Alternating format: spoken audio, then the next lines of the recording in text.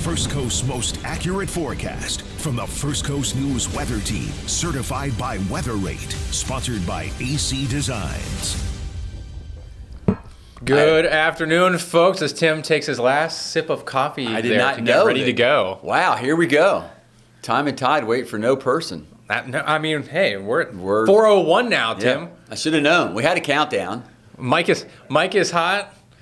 Cameras are up. We're ready to go here now. He's not talking about the fact that some guy named Mike is hot. It's this microphone. Yes, this one right here. It's live. We're talking about, as you mentioned right before we went live, a convergence zone of two jet streams pulling in a lot of moisture, one kind of out of the eastern Pacific up into the western Gulf, and another wave of energy bringing rain, freezing rain, sleet, and snow to a large portion of the southern plains and the Midwest here throughout the morning and now into the afternoon, Tim. So before we pop off of that, for those who weren't with us yesterday, I love the fact that Ross sort of circled the subtropical jet stream was going to come up and as he says, converge with that polar jet stream. What I still sort of the little Tim Deegan part that has fun with this, Ross, is I'm thinking last Tuesday, so 7 to 8 days prior to tomorrow, to get this right, although we see it all coming together now, what that really meant was or at least the data and the computer models needed to have a good handle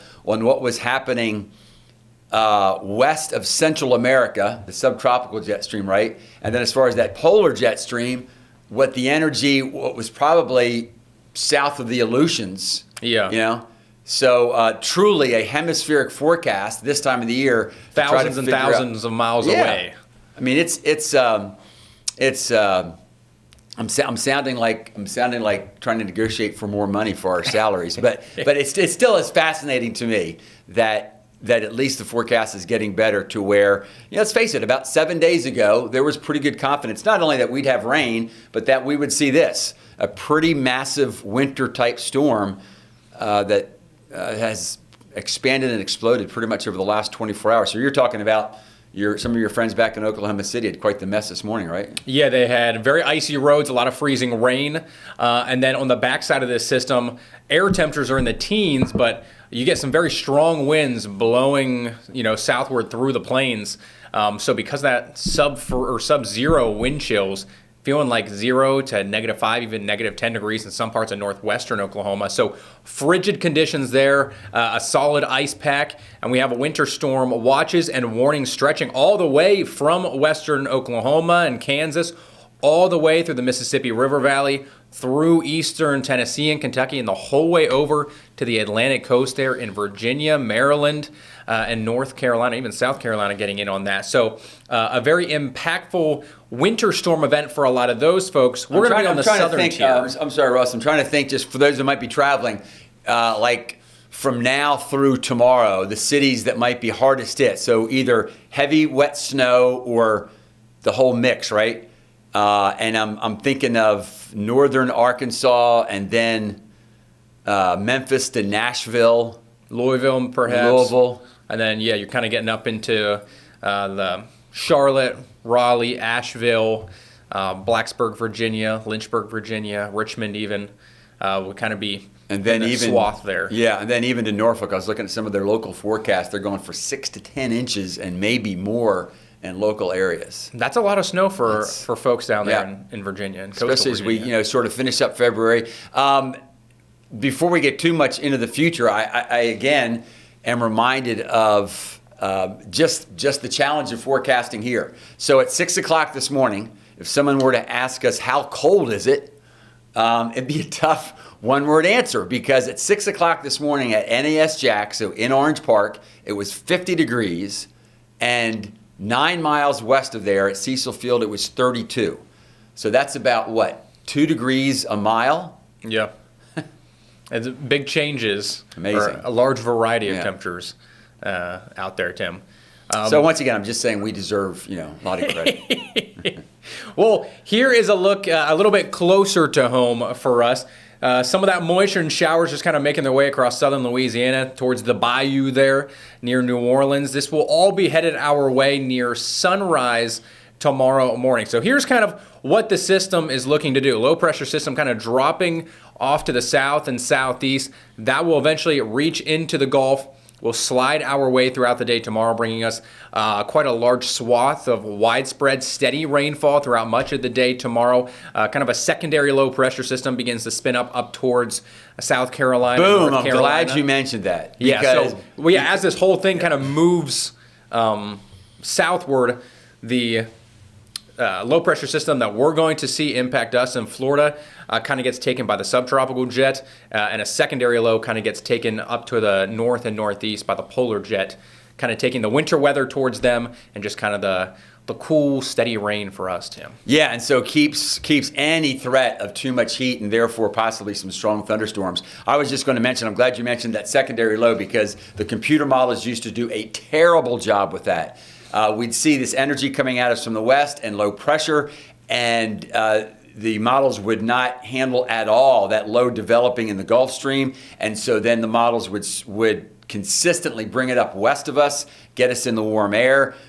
So not only would we blow the temperature forecast, we blow the thunderstorm forecast. And the tough thing is, as you know, Ross, but just to share with anybody out there listening to us, is that you couldn't guarantee, though, that all the time the computer models were wrong. And because sometimes we'd say, well, we think that low is going to develop over the Gulf Stream east of us. It's going to keep us, give us a north wind, going to create an inversion. Maybe we'll get some thunderstorms down south. And daggum, if that wouldn't be the time that nothing develops over the Gulf Stream, low, heads northeast out of Apalachicola to Savannah, and suddenly we have thunderstorms. Yeah. So it's just nice to see that consistency that I think we almost take for granted now, but used to not be that way at all. So here it is, the weather impact alert day. And again, folks, just as a reminder, it doesn't mean when we say weather impact alert, you see those dramatic red colors, it doesn't mean that it's necessarily going to be a dangerous day. Although certainly for the folks rushing around during the morning or even during the evening with those slick roads, it can get dangerous out there. But at the very least, if you have to get outdoor work done and you can't do it with precipitation or play for that matter, then if you didn't do it today, then you should probably put it off till Thursday, because there's going to be some pretty steady rain. I'd say, Ross, if you're thinking about a location where maybe you have the best chance of maybe getting 4 hours of dry weather in, probably if you're south of Duval versus north, right? Yeah, I would say most areas south of I-10 for a general sense. But yeah, I would think kind of southern Clay, southern St. John's, down into Putnam and Flagler, I think you might have a little bit more dry time. You also have a slightly better chance for maybe just one or two isolated thunderstorms or rumbles of thunder, especially down in Putnam and Flagler County tomorrow afternoon, as the main wave of energy in that low moves over central Florida tomorrow. But as you said, Tim, it starts at 6 a.m. tomorrow. That's kind of when we're expecting the steadiest of the rain to begin to move in. That's going to impact the morning commute. And this will continue through much of the morning into the early afternoon. You can notice all across southeast Georgia and pretty much down through I-10, maybe a little bit further south of there. Some pretty steady, heavy rainfall moving in, and then kind of just some scattered showers throughout the remainder of the day. So I think it will lighten up at least a little bit by the time you get after lunchtime. But overall, it's still going to be a very soggy day. Still expect some rain to continue through the late afternoon and early evening. And here's what I was talking about. Once that low moves on shore down towards Putnam and Flagler County, might just see a few isolated rumbles of thunder down there. That's when I like to use that word counterintuitively. Don't ask me how to spell it. But so it's one of those situations where actually the more the sun shines, especially for those areas that Ross is talking about, down over Putnam and Flagler County, the more the sun shines for a period tomorrow, it actually will make for a higher risk of thunderstorms, because that could heat the atmosphere up. You get some mixing going. A little bit more unstable. A little more unstable. So it's counterintuitive, kind of. So yeah, here's just another kind of way to look at it here, Tim, right? So rain begins to move in just before sunrise tomorrow morning, continues through the afternoon, pretty much wraps up for the most part by dinner time. I think we could still see some light showers, kind of residual showers on the backside, but everything's still going to be wet. It's going to be damp. Temperature-wise, I'm thinking upper 50s, low 60s perhaps for Duval and the Jacksonville area. So in an overall sense, not going to be a day you really want to spend much time, if any at all, outside. Just going to kind of be cool, rainy, not too windy. Winds are going to be out of the north.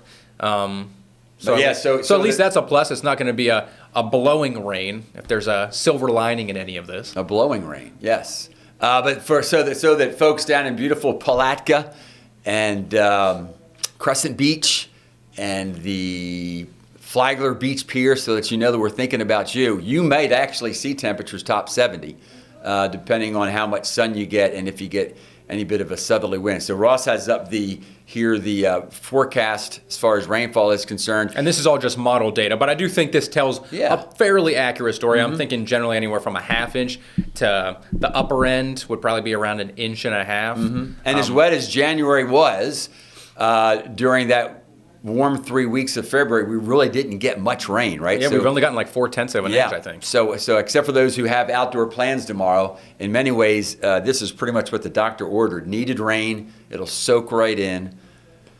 Helps us out so that we have less of a deficit getting into the wildfire season. Exactly, yeah. So main story there is just the rain for tomorrow. Keep that in mind. Pack the umbrella, the rain boots, the rain jacket, whatever you need. I'm going to switch things up here a little bit, Tim, to kind of set us up for what we're going to talk about for the rest of the week. So these are our high temperatures for every single day here so far through February, specifically in Jacksonville. You notice on Valentine's Day last Friday, we were 1 degree below average, and then yesterday, our coldest day of the month here so far. Even with those numbers added in, our average high is 77.9 degrees for the month of February so far. That's about 10 degrees overall. Amazing. Above average. Amazing. Just how significant is that when you think about it statistically and historically in Jacksonville? Well, it is by far over a ½ degree, or exactly a ½ degree warmer than the second warmest start to February ever. So 2025, you're talking about the first 17 days of February, warmest start to February ever on the record books here in Jacksonville, Tim. And you know, that would just be amazing by itself. But then the fact that happened after the type of January we had, in which we had that almost 3-week period of almost unending cold. I mean, what a transition. And it just shows, too, just the huge battleground that's been happening all winter long between these polar vortexes that want to drop pretty far to the south, and then the strong subtropical jet stream, and even the flow of air coming from the southern hemisphere into the northern hemisphere. And we're just at that position to where, gosh, a shift of those jet streams by a few hundred miles, and it's almost like we skipped a season. Well, we're going to go back to that winter season. That's kind of why I brought it up. How warm we've been. One of those polar vortexes that you mentioned is going to be headed our way after the storm system and rainmaker moves on through tomorrow. So big drop in the polar jet there. Much colder air is going to be filtering down in here across the First Coast by Thursday, and especially Friday, our potentially coldest days of the entire month. The cold air blows in right there. Highs on Thursday in the mid-50s. But really, I think Friday is going to be the real shock to the system for everyone, Tim. When you're talking about waking up in the morning, maybe taking your dog for a walk, you're going to need to be bundled up. Yeah, and maybe, you know, out there walking and running with the one you love. Wind chill factor is probably in the 20s. Now, I was thinking about your 10 degree average right above. That Friday, if we end up doing 32 to 52, so that would be 42. That would be about 12 degrees below average. At least, I mean, what a shift! Wow. Yeah, well, our average high now is supposed to be 70. Oh yeah, if you're just looking at high temperatures, right? Yeah. So yeah, that's a crazy shift. Yeah, that would be 18 degrees below average. Yeah. So, and that's the day that the baseball classic. Yes, we've got, now again, I don't have that graphic in here, but we've got Bama, we've got the Buckeyes. We don't like to talk about them. As a Penn Stater, I don't want to talk about them too much. We've also got Coastal Carolina and the NC State Wolfpack. I believe Heather Crawford's an alum from NC State too, so they do play baseball. Yeah, maybe she'll be repping them over at ViStar Ballpark on Friday. It's going to be cold to be swinging a bat and trying to hit a baseball out there. And I'm thinking, if you're a fan sitting there, I'll say it again, I think it's a double hot dog game day. Well, and it's not just that this weekend. I had mentioned this in our editorial meeting earlier. We've got the Jacksonville Baseball Classic, World of Nations is happening over at tailgating, the tailgater Which parking. I highly recommend for families. Great family event. Exactly, yes. And we also have the Seawalk Music Festival over at Jack's Beach. So a lot of outdoor activities happening this weekend. And I think for a lot of folks, it's definitely going to be on the chillier side, especially to what we've kind of become accustomed to over the past 2 weeks. We've gotten used to the 75, 80, 85-degree weather. So there were people who did not have coat and ties on at the beach, men and women, over those weekends. Yeah. But this is not going to be a bikini weekend. Well, even me, taking my dog for a walk in the morning and then I go to the gym, I've become so accustomed to just rocking the shorts and my tank top or whatever, my t-shirt that I'm going out in, that I'm like, okay, got to toss a jacket on or a sweatshirt. And I haven't gotten to the point that I'm going to put like sweatpants on to stay warm. Yeah. But yeah, by Friday morning, I might have to give in. I think the freezing point might be my cutoff for, okay, we're ditching the shorts. Gonna have to go with the long pants. Or maybe at least take the dog for a walk. Maybe pick up your running pace. This is true. Get the blood flow going. Let's see. Yeah. Tim called me out. I'm going too slow out there. I didn't say that.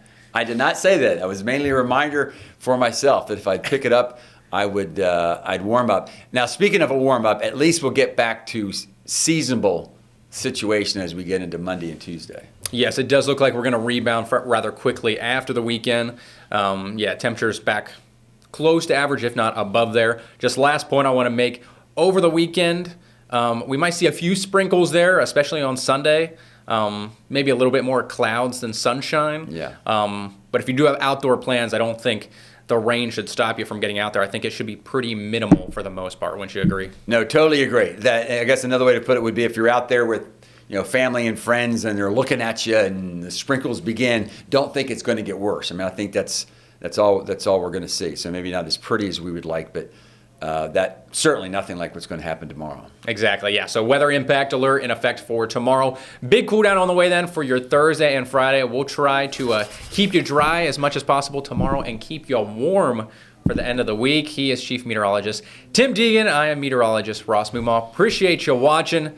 Take care and enjoy the rest of your Tuesday.